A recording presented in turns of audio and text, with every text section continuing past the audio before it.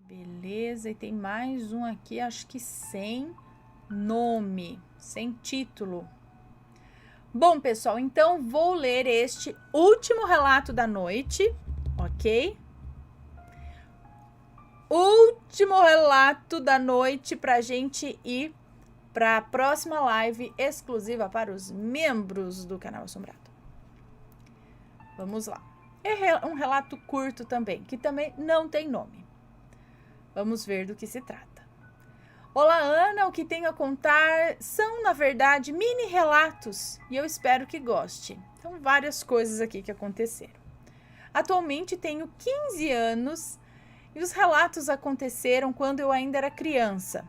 Sempre fui muito sensitiva, é uma moça que nos conta, sempre fui muito sensitiva e achava que o motivo era por não ter sido batizada, mas enfim. O primeiro foi aos 3 anos. Eu falei para minha mãe o seguinte: você foi minha filha. Eu não me lembro disso, eu só sei porque é ela que me contou. E durante anos sonhei com a mesma mulher. E acredito que talvez eu tenha sido ela em outra vida. Outros casos aconteceram aos 8 anos quando me mudei. Nos primeiros meses era tranquilo, mas comecei a ver vultos. O primeiro foi um homem, na porta do meu quarto. Ele era alto, vestia calça e casaco de moletom preto. Não tinha rosto e estava de capuz. Em sua mão esquerda tinha uma faca e ele estava meio que paralisado, me encarando. Não tinha olhos, mas senti que ele estava me olhando. Em poucos segundos desapareceu. Dias depois eu vi uma garota ao meu lado, de canto de olho. Tinha cabelo cacheado, molhado, cobrindo o rosto. Um vestido branco, todo bordado, era lindo demais. Na hora, mal senti medo, porque ao me virar, já tinha sumido. Poucas semanas depois, estava com uns amigos, brincando de zumbi, como nós chamávamos. A brincadeira é conhecida como pique-ajuda. Era noite, umas 7 ou 8 horas. Estava com um grupo de amigos, procurando outros sobreviventes da brincadeira. Estávamos na curva de uma rua que tem formato de L. Todos olhavam para a quadra que era de um lado da rua. No outro tinha uma pilha de tijolos na frente de um prédio. Estava tendo reforma na época. E eu vi uma menina correndo para trás dessa pilha de tijolos. Ela estava de blusa branca, de short jeans, um colete bem branquinho e usava botas. Na hora eu falei pro grupo: gente, tem uma menina ali. Ela não parece ser um zumbi, mas vamos lá ver se ela quer vir conosco. Chegamos perto da pilha de tijolos e não tinha ninguém ali. Houve um outro caso que um espírito me acordou, balançando minha perna direita de um lado para o outro com muita força. Quando abri os olhos, minha perna estava caindo na cama. Estava caindo assim na cama. Bom, me mudei novamente com a minha família e com os gatos. A gata do meu irmão, a Elis, não gostou nem um pouco da mudança, é isso? E após 4 meses morando lá, ela fugiu. 1 semana e meia depois, sonhei que ela tinha voltado. Acordei, fui tomar banho para ir à escola, eu estudava à tarde. Quando estava quase acabando, eu ouvi um miado, e era ela. Eu sabia que era ela. Sei diferenciar os gatos e o seu miado era único. Terminei o banho e fui correndo falar com meu pai. Eu disse: pai, ela voltou, tá lá fora, vai buscar ela. E ele foi, mas quando fui atrás, ele estava segurando o choro. Porque a Elis foi atropelada na noite anterior. E ela realmente veio até o nosso portão, mas ela acabou morrendo. Eu não acreditava nisso. Ela já tinha morrido, na verdade, mas veio me avisar que estava ali, para que encontrássemos ela. Já aconteceu antes com uma outra gatinha minha, a Gatuxa, que infelizmente morreu doente. Às vezes eu sentia ela comigo de noite, se esfregando em mim, como se estivesse pedindo carinho. Imagino que todos os gatos que se foram ainda estão por aqui, fazendo companhia à família. Eu vi o seu vídeo do relato Proteção Felina e acabei me lembrando do que aconteceu com a Elis. Bom, sim, a gente vê vários relatos assim de animais que voltam, mas eu não sei se eles ficam para sempre pro lado de cá. Talvez eles venham dar um aviso, dar uma proteção, não é? Mas não sei se eles ficam muito tempo ao nosso redor. Mas é muito interessante. Você tem um relato desse aí? De algum espírito, fantasma, alguma coisa assim, de um animalzinho que se foi e que foi percebido em algum momento? 22 e 22, diz.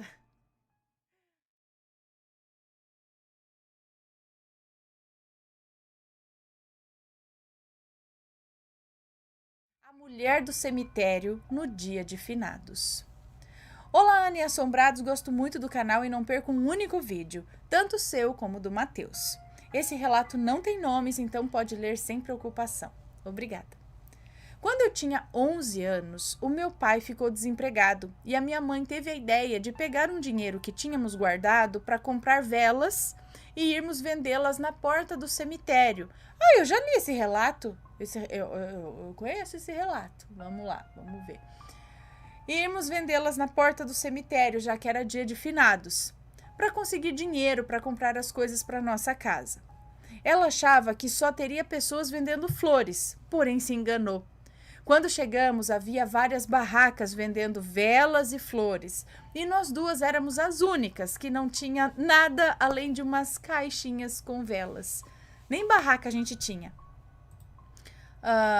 Minha mãe resolveu então colocar as caixas uma em cima da outra para ficar mais alto e alguns pacotes de velas em cima e disse que ia ficar vendendo na porta do cemitério e me mandou para dentro do cemitério para vender as velas por unidade lá dentro, porque as pessoas que não tinham dinheiro suficiente para comprar o pacote com várias acabariam comprando pelo menos uma.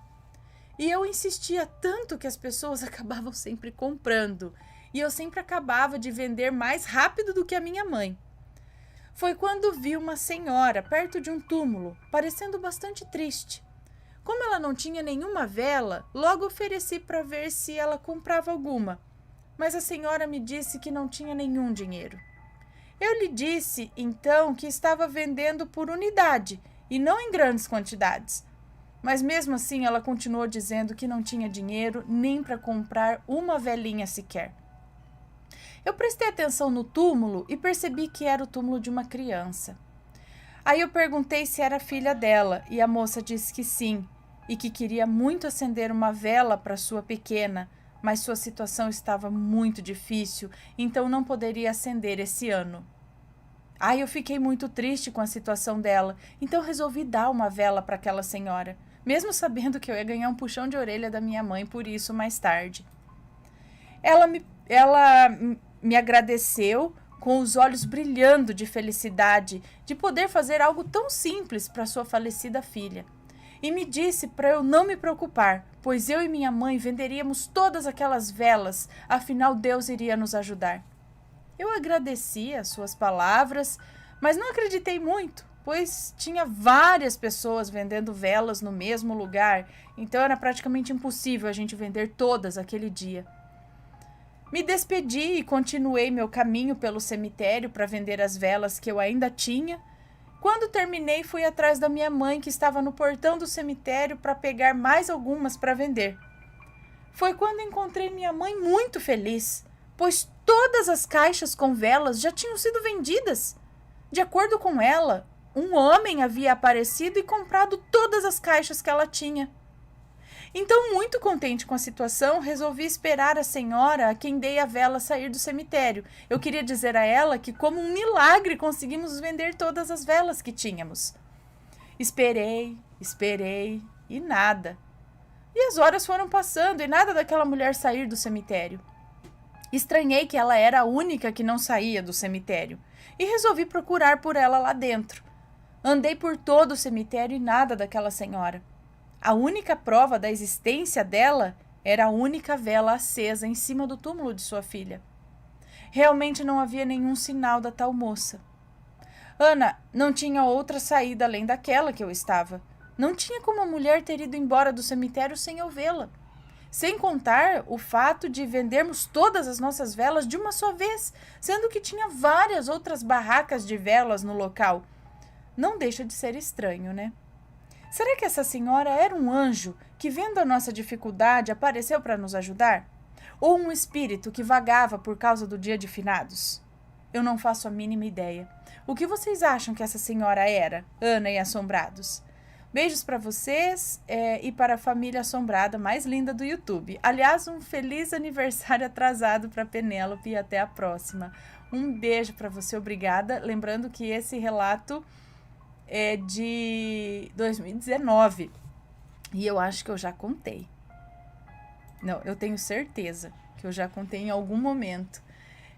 Então, eu acredito que era um espírito e que, né, então, se ela sumiu tudo, ela pode ser um espírito, às vezes de alguém que tá enterrado lá também e sentindo, não sei, ou até às vezes tá em outro cemitério e sentindo aquela perda também, que não encontrou com ela, sei lá, mas também alguma coisa, né, o destino, o universo, Deus, os anjos, vendo a generosidade dela, empatia dela com aquela senhora em dar uma vela, mesmo precisando muito do dinheiro, retribuiu. Né? Tudo aquilo que a gente dá, a gente recebe de volta em dobro, em triplo, não é? E assim foi. Muito legal! E aí, tá gostando dos relatos? Então o que você acha de deixar um like aí no vídeo, hein? Gosta dos relatos? Deixa o seu like, mesmo que seja nos cortes.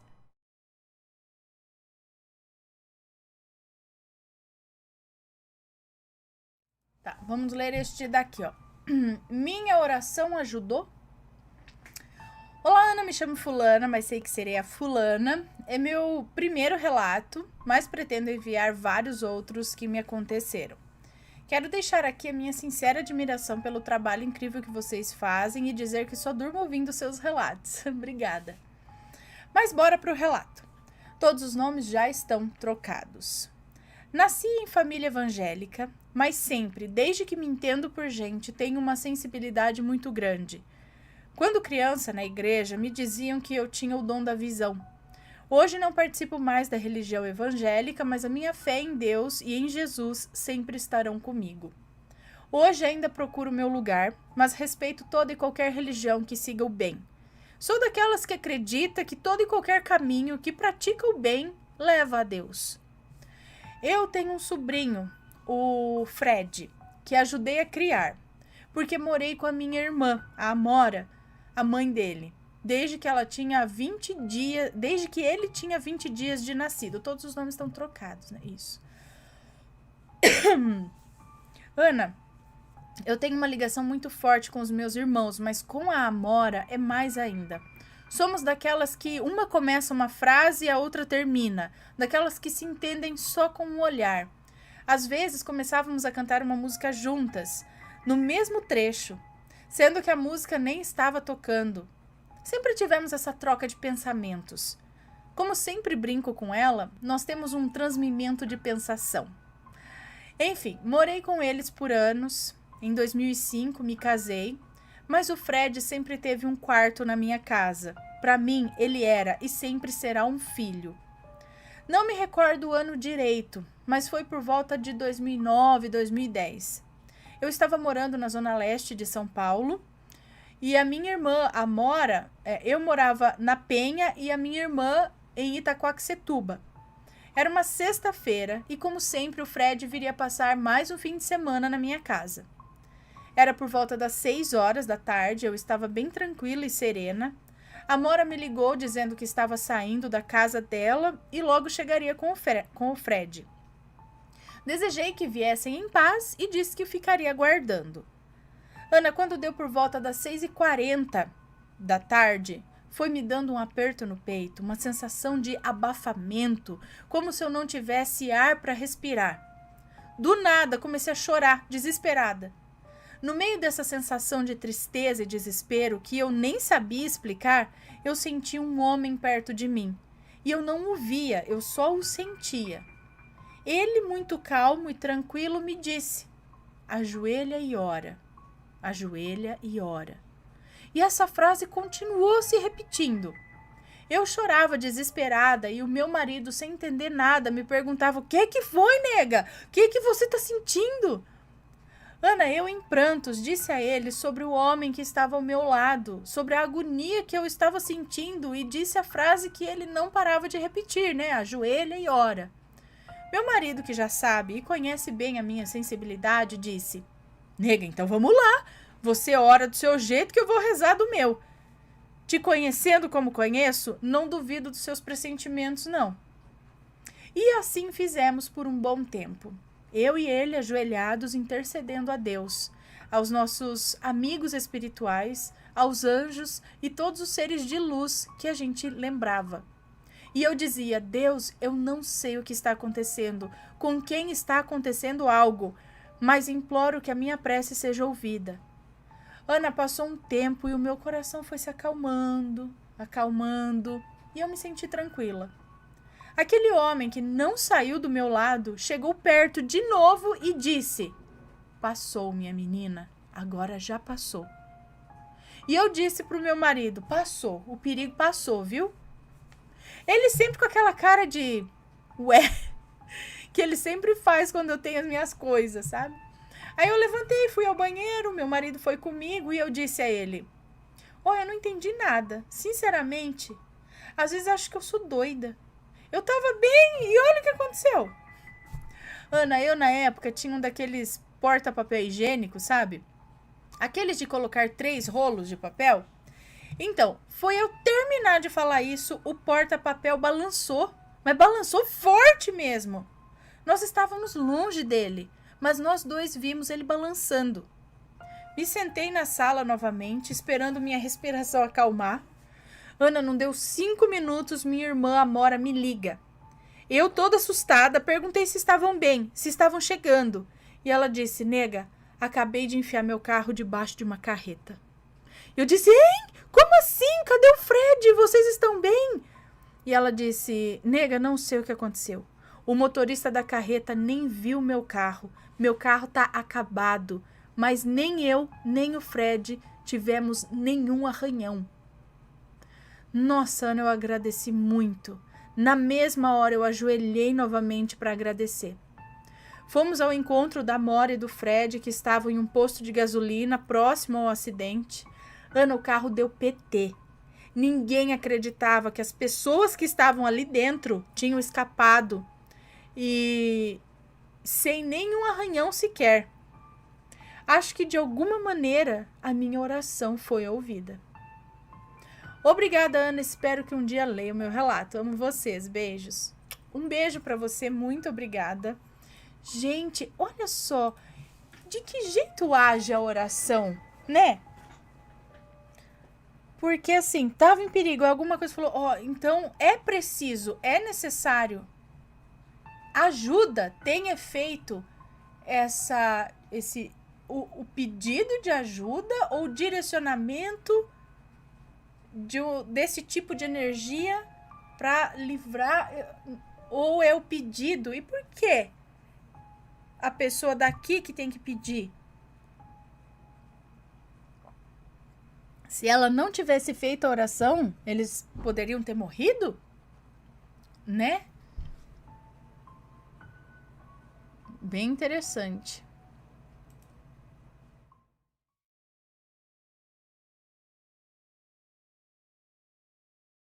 A reserva assombrada. Olá, Ana. Assisti a um relato no canal que é bem parecido com um relato que um ex-colega de faculdade me contou. Será que é o mesmo lugar? Bom, demorei para escrever porque estava aguardando o consentimento desse meu ex-colega para contar o relato. E agora que eu tenho o consentimento dele, vou relatar a vocês. Se houver nomes, estarão trocados. Obrigada. É um moço que nos conta. Esse relato se passa em um parque reserva nacional, no Rio Grande do Sul. O ano era 2014 e o meu ex-colega estava participando de uma pesquisa para a faculdade, onde passariam 3 dias recolhendo amostras de plantas pré-históricas. A equipe consistia em uma professora, uma técnica e 3 estudantes. Ele, mais um guri e uma guria. Eles ficariam acompanhados ao lado da base dos guardas florestais. Eles ficariam acampados ao lado da base dos guardas florestais, que era uma cabana no meio do mato. Nesse lugar faz muito frio, mesmo no verão, mas na ocasião era outono. Eles chegaram no local e havia 2 guardas que os receberam muito bem. Começaram então a montar acampamento e os guardas disseram que era melhor eles ficarem na casa com eles, pois fazia muito frio à noite. A professora agradeceu e disse que, além da pesquisa, eles queriam se aventurar um pouco e que preferiam acampar nas barracas mesmo. Os guardas insistiram e disseram que a noite poderia dar medo para quem não estava acostumado. A professora sorriu e disse que ali eram todos corajosos. Bom, os guardas se olharam, deram de ombros e disseram: então tá. Montaram um acampamento e foram mapear os locais que iriam coletar as amostras. Feito isso, já ao entardecer, voltaram para as barracas. Tomaram um banho na casa dos guardas, puxaram um chimarrão e conversaram um bocado antes de dormir. Todos estavam em barracas separadas. A noite caiu e a madrugada chegou. Lá pelas 2 da manhã, começaram a escutar passos que iam em direção à casa dos guardas. A princípio, seriam os próprios guardas, mas eram muitos passos. Meu ex-colega ouviu o zíper de uma das barracas abrindo, seguido de um berro, que era um palavrão, tipo: ah, baralho! Era um outro guri que estava com eles. Meu amigo disse que bateu um medo que ele não teve nem reação. Então ele escutou as outras barracas abrindo e mais gritaria. Ele abriu a barraca dele por último e já estavam todos fora de suas barracas com cara de espanto. Ele saiu, olhou para os lados, mas não viu nada. Perguntou o que tinha acontecido e todos disseram que viram um bando de gente, todos vestidos com uma roupa marrom, andando em forma de procissão. Pararam e encararam eles por alguns segundos e saíram correndo para o mato. A professora foi bater na casa dos guardas, que já estavam acordados após os gritos, e saíram armados ali para a rua. Os guardas então disseram que tentaram avisar eles que era para ficarem dentro da casa. A professora disse que não tinha como saber. A professora disse que eles não tinham como saber. E os guardas responderam dizendo que se eles falassem, eles também não iam acreditar. Bom, todos finalmente entraram na casa e os guardas contaram que é comum essa aparição. Que todos do parque sabem da existência das assombrações. Que deve ser espíritos, sei lá o que. Eles devem ser espíritos do mato e de vez em quando batem na casa, assustando todos. A professora questionou se eles não registraram em vídeo tudo isso e os guardas responderam que sim, mas que só pareciam vultos. Todos ainda estavam incrédulos. No dia seguinte, eles ficaram até com medo de saírem para coletar as amostras. E isso que era de dia, hein? A noite chegou novamente e todos dormiram, ou tentaram dormir, no meio da sala da casa, pois só tinha um quarto e era onde os guardas ficavam. A noite passou, mas nada aconteceu. Mesmo assim, eles mal conseguiram dormir. Passou o dia, a noite chegou novamente, a última noite que ficariam ali. E lá pelas 4 da manhã começaram a bater na porta. Fortes batidas repetidas. Apavorados, chamaram os guardas e as batidas nas janelas começaram também. Os guardas saíram e disseram que aquilo ali logo ia parar. E foi o que aconteceu. As batidas duraram mais ou menos 1 minuto e cessaram. Foram para a rua, mas não viram nada. Uma das gurias gravou as batidas. Eu não cheguei a ouvir a gravação, mas muitas pessoas ouviram e a maioria achou que era fake. Essa professora também foi minha professora e contou essa história para minha turma também. Quando amanheceu, eles saíram tão rápido que nem quiseram buscar as linhas e varetas que estavam demarcando os lugares das amostras. Ana, eu achei parecido com um relato que você contou sobre os milicos, que estavam tirando guarda em um parque. Como que fala? Milico? Enfim. Que estavam tirando guarda em um parque no Rio Grande do Sul. Será que é o mesmo parque? Ixi, agora não sei, nem não lembro. E esse foi o relato de um amigo. Espero que tenham gostado. Um abraço a todos. Um abraço para você, muito obrigada. Então, e agora? Que relato que é esse que de cabeça eu não lembro, mas quem lembrar aí, deixa nos comentários, fala, é verdade, parece que é, ou de repente a pessoa que enviou outro relato saiba, né, se é ou não é o mesmo local. É interessante, mas as pessoas vestidas de marrom, espíritos da mata, parece mais bom, não sei, um ritual, ia falar alguma coisa assim. Uma procissão com pessoas todas vestidas de marrom, seriam tipo franciscanos, alguma coisa assim?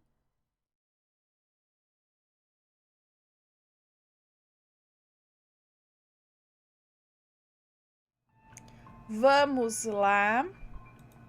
Deixa eu pegar mais um relato aqui. Esse daqui é curtinho. Alguém nos visitou aquela noite. Vamos ver. Olá, Ana, tudo bem com vocês? Meu nome é Fulana. Assisto sempre o seu canal e adoro muito vocês. Hoje irei contar um relato que aconteceu comigo. Vamos lá. Eu tenho uma prima e somos muito apegadas. Durmo sempre lá e assistimos filmes juntas e tudo mais. E numa certa noite estávamos assistindo um filme de terror, o Invocação do Mal. E sempre me dizem que quando você assiste filmes de invocação, você chama e tudo mais. Não sei, só sei que nessa noite, quando fomos dormir, eu dormi no colchão, no chão e a minha prima na cama. Fiquei olhando por baixo da porta enquanto tentava pegar no sono. E só havia a luz do banheiro acesa. Todos estavam dormindo e não tinha nem cachorro, nem um bicho dentro de casa. Enquanto eu olhava, eu vi a sombra de alguém passando em direção à sala. Todas as portas faziam muito barulho quando abria, então não tinha como ser alguém que acordou e saiu do quarto.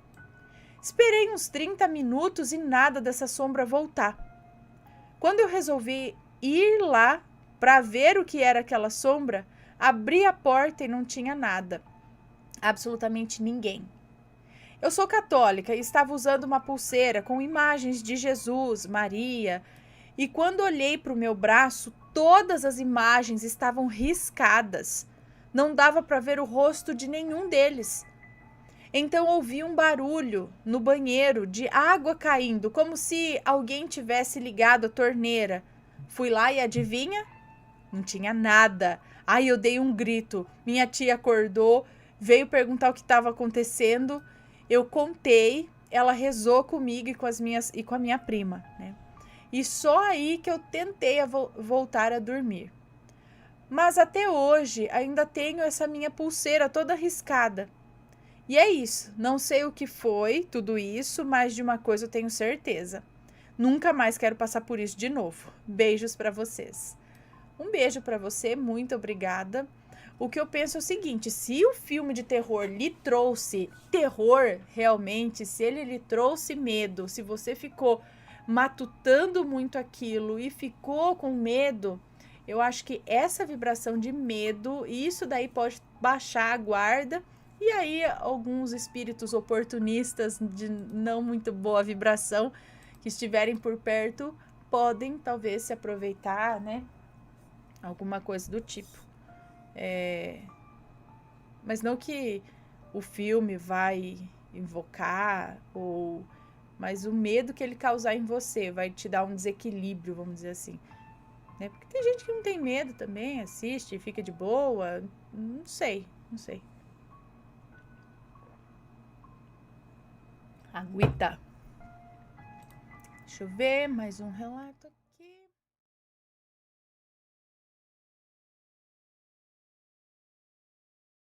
Minha linhagem de maleditos, é isso? Minha linhagem de maleditos. Vamos ver do que se trata. Todos os nomes estão trocados, pode falar sem medo. Ok. Olá, Ana, Matheus, assombrados, me chamo fulano. Tenho 22 anos. Nossa, esse relato é de 2019, tá? Tenho 22 anos e o que vou relatar a vocês aconteceu comigo entre abril de 2019 e novembro de 2019. Ana, eu sempre fui uma pessoa muito alegre, extrovertida e sempre tratei todos bem, independente da situação das pessoas. Esse ano de 2019 foi um ano horrível para mim, pois conheci, convivi e sofri nas mãos dos maleditos que passaram pelo meu caminho.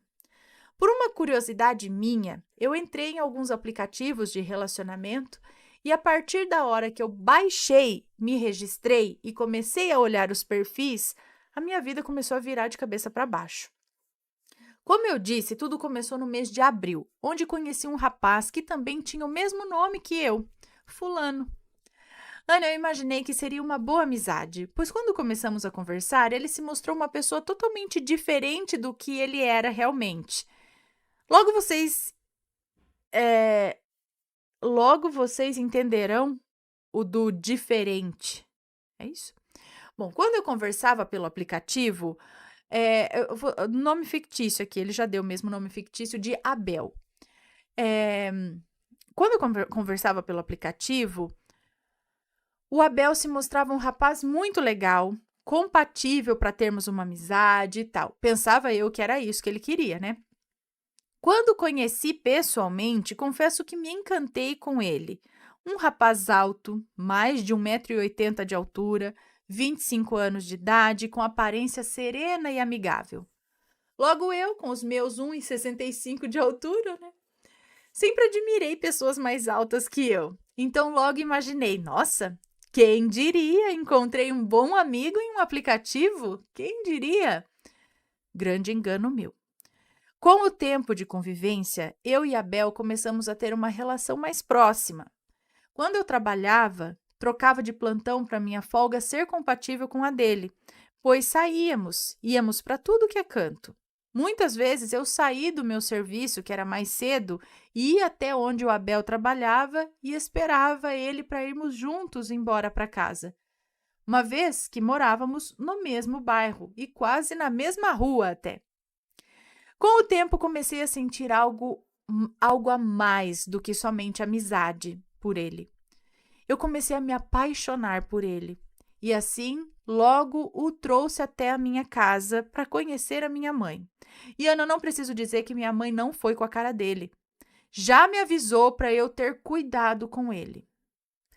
Ana, quem me dera eu tivesse ouvido, ou melhor, tivesse aceito o conselho da minha mãe. Recomendação, escutem as mães. Pois coração de mãe nunca erra quando seu filho está em perigo. Mas eu, cabeça dura, pensei que minha mãe queria, controlar minha vida. Nesse tempo, Ana, eu e minha mãe começamos a brigar constantemente e sempre acho que sempre o assunto era o Abel, que ela queria abrir os meus olhos, me mostrar o que estava acontecendo, mas eu, por algum motivo, estava cego a tudo que ela falava e rebatia, tudo que ela falava, eu não admitia que ela falasse mal dele, sabe? Enfim, a tudo que ela falava, eu rebatia, eu acho. Tudo que ela falava, eu rebatia. Eu não admitia que ela falasse mal dele. Eu sempre estava do lado dele e ajudei ele quando ele mais precisou. Porém, com a pressão do meu trabalho, com o meu envolvimento nos assuntos dele, comecei a ter problemas psiquiátricos que começaram a se agravar. Quando comecei a sentir os problemas psiquiátricos e a minha suposta paixão por ele, ele começou a se distanciar de mim. Ele já não me dava mais atenção, quase nunca me respondia as mensagens do WhatsApp, até que em julho de 2019 tudo iria se revelar. Nesse mês teve uma festa LGBTS na Praça da República e ele foi para esse evento e nem havia me falado. Então, de manhã, nesse mesmo dia, ele me respondeu e disse que ia visitar uns amigos e ia para essa festa. Então, brincando, eu disse, vai para a festa e nem me convida, né? Ana, ele simplesmente me respondeu o seguinte, O evento é público e vai quem quer. Como senti o gelo nessas palavras, ali eu já havia notado que ele não estava mais nem aí para mim. Ou seja, não precisava de mim. Já que agora estava bem em relação aos problemas da família dele, eu já era inútil para ele. No dia seguinte, pedi à minha mãe que ligasse para ele para saber como estava, pois eu já não tinha mais condições de poder falar. E assim que ela ligou, falou com ele, de sua boca ele falou em alto e bom tom para minha mãe: Dona Raquel, eu me cansei do Abel. Eu não preciso dizer que minha situação piorou, né? Meus problemas se agravaram e nisso eu tive uma severa depressão, que foi evoluindo para crises de ansiedade extrema, crises de bipolaridade. ah, Tentei contra a minha vida e não me importava com mais nada. Eu só esperava, tipo, o fim, pois tudo isso acabou comigo. Minha mãe fez de tudo para me ajudar, que como é abençoada. Peraí, minha mãe fez de tudo para me ajudar. Uma pessoa abençoada, iluminada e muito bendita. A melhor pessoa que eu tenho, a minha mãe, me ajudou a começar a superar. E logo encontrou um psiquiatra que tratou, o mesmo psiquiatra que tratou dela, começou a me ajudar também. E assim sucessivamente. E assim acho que as coisas. E assim começou o tratamento dos meus problemas. Não demorou muito, nos mudamos de local por iniciativa dos meus tios, que nos trouxeram para morar perto deles, pois eu estava só o couro, só o osso, porque eu não queria nem comer mais. Saímos da Zona Leste de São Paulo para a Zona Sul e aqui me veio o segundo maledito em outubro de 2019. Dessa vez conheci o Rafael, que se mostrou uma pessoa totalmente diferente do Abel. E com isso caí na burrada de confiar nele. E assim começamos um relacionamento. Só que dessa vez ele havia comprado as alianças e veio até minha mãe pedir minha mão em namoro. Minha mãe, a contragosto, aceitou. Mas novamente ela sentia a mesma coisa que o outro e disse novamente para eu ter cuidado. Ana, com o Rafael tive mais contato. Também foi ilusoriamente muito bom. E ainda mais que éramos namorados com aliança e tudo. Tínhamos, tipo, consumado uma união, mas não durou muito tempo. O Rafael fazia freelance e assim que acabou o contrato, conseguiu um emprego fixo. Logo onde? Sim, na Praça da República. Não demorou muito, foi questão de um mês de namoro e eu descobri que ele tinha outro na Praça da República e estava me fazendo de trouxa. Por isso ele não tinha mais tempo para mim. Também começou a me ignorar por mensagens e assim foi. Terminei com o relacionamento, assim como fiz com o Abel, bloqueei, deletei ele do meu celular. Hoje continuo fazendo meu tratamento, não tenho mais nenhum aplicativo e minha rotina é um pouco conturbada por questões dos agravamentos dos meus problemas. Lembra que eu disse que o Abel não era o que parecia? Pois bem, Ana, ele fez uma amarração para mim, para eu me apaixonar por ele e ter um amor cego por ele. Tipo, fez amarração, aí porque pelo bel prazer de ter alguém gostando dele, aí a hora que tava, não quero mais, deu tchau, é isso. Do Rafael, acho que sobre o Rafael, ele também se aproveitou da minha boa vontade em ajudá-lo.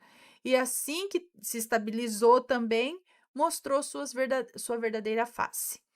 E Ana, como eu me arrependo de não ter escutado a minha mãe desde o início. Se eu tivesse seguido seus conselhos, jamais estaria como estou hoje. Muito obrigado de coração por ter lido meu relato. Abraço para você, para o Matheus, para os jovens rampirinhos e todos os assombrados do canal. Obrigado pela atenção. Um beijo para você, muito obrigada. Fica a dica, né, para a gente sempre escutar o que a mãe tá falando, que intuição de mãe, coração de mãe não se engana, né? E nos alerta contra possíveis maledites e maleditos, não é verdade? Me conta, gostou do relato? Então, o que você acha de deixar um comentário aqui embaixo, sempre com respeito, por favor, além do like, é claro. E aí, tá gostando dos relatos? Então, o que você acha de deixar um like aí no vídeo, hein? Gosta dos relatos? Deixa o seu like, mesmo que seja nos cortes.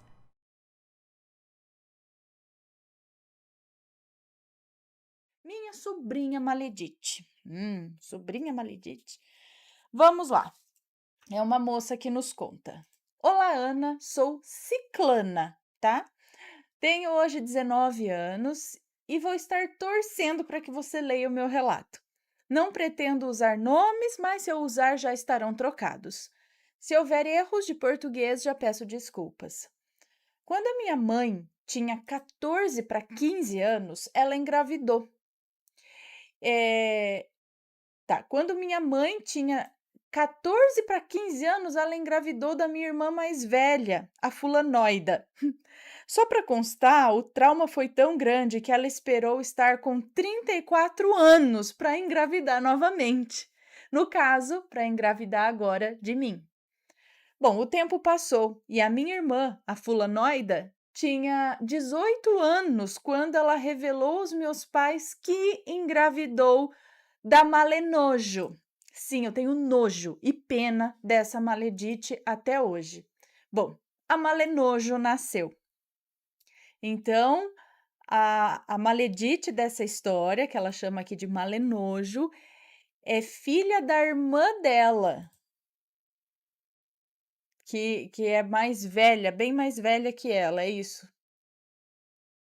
Bom, então, peraí, então, enfim, na metade do ano seguinte, a minha mãe engravidou de mim, então ela é mais nova que a sobrinha dela. Bom, vamos lá. Ela tá falando aqui, ó, a Malenojo é 2 anos mais velha que eu, mesmo sendo minha sobrinha. Entendi. Que doideira, que legal. Mas vamos lá, continuando. É aí que, infelizmente, começa o relato. Bom, Ana, a Malenojo, desde que me entendo por gente, isso ela estava com 7 anos. Sim, com 7 anos de idade, eu tinha 5 anos, ela fazia de tudo para roubar a atenção que a minha mãe e que a minha irmã tinham comigo. Quando tinha visita, ela esperava todos se distraírem e me beliscava, só para eu gritar e todos me acharem uma chata mimada.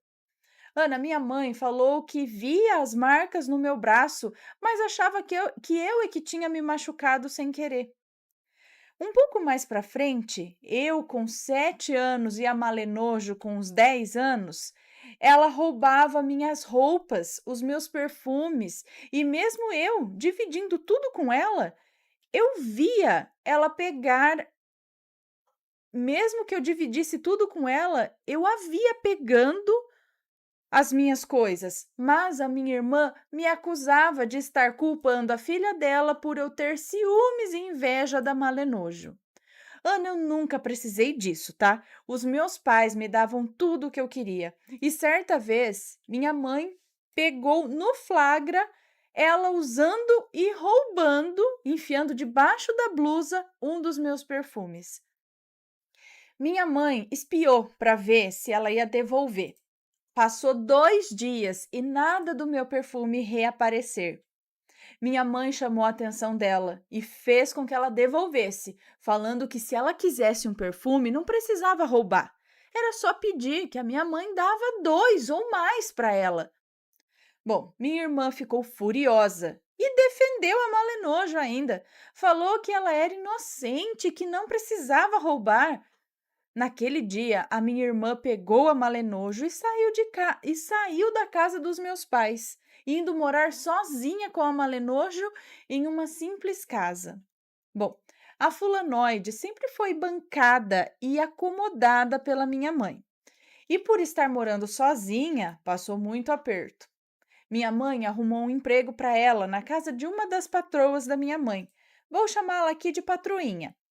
Ana, minha mãe e a fulanoida, não sei, colocaram a Malenojo e eu em um curso de teatro e eu sempre ficava com os papéis principais. pois eu me esforçava muito e eu amava atuar. Mas a Malenojo teve um surto, falando que tudo eu roubava dela e que eu sempre roubava as chances dela. Ana, isso é mentira. Eu simplesmente passava nos testes por dedicação. E quem escolhia era a equipe de professores profissionais, não eu. Ana, minha irmã foi reclamar com a minha mãe, que me obrigou a dar o papel principal para Malenojo. Minha mãe foi no curso pedir para eles darem o papel para ela, pois eu faria outro. Os professores responderam que tudo bem se eu não quisesse o papel, mas quem me substituiria não seria a Malenojo, pois das meninas ela era a menos indicada. Minha irmã fulanoida quis morrer de raiva e tirou a Malenojo do curso, e em seguida convenceu a minha mãe a me tirar também. Eu chorei tanto, Ana, eu amava aquele curso. Eu estava nele já fazia uns 4 anos. Bom, agora eu com 11 anos e a Malenojo com 13, a Malenojo continuou tentando me passar a perna. Mas só vou contar aqui as principais sacanagens daquela maledite. Minha mãe e minha irmã ainda trabalhavam na casa da patroinha, lembra? Onde a minha mãe indicou a fulanoida que estava precisando de emprego. Em uma festa, a patroinha chamou minha mãe e minha irmã. Autorizou a minha ida também e a da Malenojo. Ana, em certa hora da festa, a Malenojo me entregou um colar lindo. Eu estranhei, pois ela tinha e ainda tem um péssimo gosto. E aquele colar era lindo. Ela me pediu para segurar o colar para ela ou colocar no meu bolso, prometendo que ela já ia voltar para pegar. Eu vi a minha mãe e alguns outros funcionários andando para lá e para cá, como se procurassem algo. Eu parei minha mãe e perguntei o que estava acontecendo, quando ela viu na minha mão o colar e perguntou onde eu tinha encontrado. Eu falei que não era meu, era da Malenojo e que ela pediu para eu segurar. Minha mãe mandou eu devolver para Malenojo, já sabendo que o colar era o que a patroinha estava louca atrás, era dela. Ana, eu simplesmente não achei a Malenojo e também não sabia ainda de quem era o colar. A minha mãe não me contou a verdadeira história. Eu coloquei no bolso do casaco da Malenojo, que ela deixou em uma das cadeiras, já que ela disse que era dela. Eu não entendi por que a minha mãe me fez devolver para Malenojo, mas também eu não quis saber. Se a minha mãe sabia que o colar era da patroa. Bom, Ana, veio em minha direção a patroinha, a fulanoida e a Malenojo. A patroinha, muito educada, me pediu para ver rapidinho o bolso do meu casaco. Eu deixei e ela olhou e não achou nada. Minha mãe veio na minha direção e falou alto e claro: Fulanoida, acusar sua irmã é fácil, mas por que você, patroinha, não olha no casaco da Malenojo? Tá, entendi, eu fiquei perdida aqui. Aí a patroinha pediu calma e falou: Eu não faço questão de um colar, tá? Mas, para o azar da Malenojo, a mãe dela, a fulanoida, fez questão sim, indo até o casaco da Malenojo e o sacudiu, fazendo cair o colar no chão e na frente de todo mundo. A fulanoida falou um monte, ofendendo todo mundo com palavras horríveis. E ela e a Malenojo foram embora da festa. Uai, mas não foi a filha dela que pegou. Bom, enfim, minha mãe, constrangida, pois a fulanoide é filha dela e a Malenojo é neta, ela se despediu e também fomos embora. Ana, e agora, para finalizar, eu vou contar uma coisa que me chocou, que foi o poder da inveja. Eu lá com os meus 16 anos e a Malenojo com 18 anos, eu estava namorando, tinha acabado de ganhar minha aliança. Bom, Ana, vou ressaltar que a Malenojo é minha sobrinha e neta da minha mãe. Então, resolvemos perdoá-la, né? E para os perdidos aqui, a Malenojo é filha da minha irmã. Tá. Bom, assim que a Malenojo viu o anel no meu dedo, ela criticou tanto, mas tanto, porém eu relevei, né? Pois nós duas não temos o mesmo gosto, então, se ela não gostou, eu amei o anel. No outro dia, eu tive um sonho muito estranho, onde a Malenojo jogava o meu anel no fogo e acendia umas velas. Eu acordei e, detalhe, não havia nem sol nesse dia, nem nada que pudesse explicar o meu anel que estava com a parte onde é gravado as iniciais do meu nome e a do meu amado. Essa parte do anel estava derretida. Sim, derretida. Bom, Ana, eu ainda farei a parte 2 desse relato. Tudo o que aconteceu é real, eu garanto, mas já está muito longo. Eu entendo a minha irmã. Não é fácil aceitar que você tem uma filha malenojo. Beijos e tchau. Um beijo para você, muito obrigada. Sabe o que me veio à cabeça agora desse lance dela tá sempre atrás de você? Sabe aquela inveja, aquela competição sem ter um, gente, por quê? Sabe? Por que que ela nasceu assim competindo comigo ou achando que eu tiro as coisas dela, sendo que eu não faço isso? Vidas passadas. Será que numa vida, depois que eu vi aquele relato, fiquei pensando, será que na vida passada, deixa eu só ver aqui o negócio. Será que numa vida passada você realmente não tirou muita coisa dela? E só que lá, claro, ninguém se lembra quando vem para cá, mas vocês voltaram agora como sobrinha e tia para ver se encaixam, mas ela meio que quer vingança, porque se você tirou tudo dela, que lá no fundo ela sabe que lá no passado você tirou dela, agora ela quer tirar de você. Tipo, não é justo você conseguir as coisas e eu não, porque vem aquele resquício lá da outra vida, que lá na outra você realmente tirou as coisas dela, vai saber, não sei que jeito. E aí fica essa picuinha sem muita explicação do lado de cá. Tem que ver também se ela não sofre de cleptomania, né? Que tem aquela, por mais que a pessoa tenha condições de comprar, que não precise, que ninguém precisa roubar, né? Não sei, mas assim, que não tenha necessidade das coisas, falou, nossa, eu preciso, né? Se eu não roubar isso aqui, jamais eu vou ter um. Não. Então, as pessoas, mesmo tendo condições de ter os objetos, as coisas, elas têm aquela mania, não é toque, como que fala? De roubar. Tem que roubar. Quer furtar, quer, não sei. Cleptomania. Cleptomania, como é o que que é? Um impulso em roubar, em furtar, sabe? Então tem que ver se ela não tem isso, por que que ela fez isso? Será que ela queria incriminar? Será que ela queria botar fogo na situação? Não sei. Enfim, maledite, né? É. E aí esse negócio do anel é esquisito, hein? Sonhou que jogou no fogo e de repente o anel, ou é metal, né? Pra estar derretido essa parte, é estranho.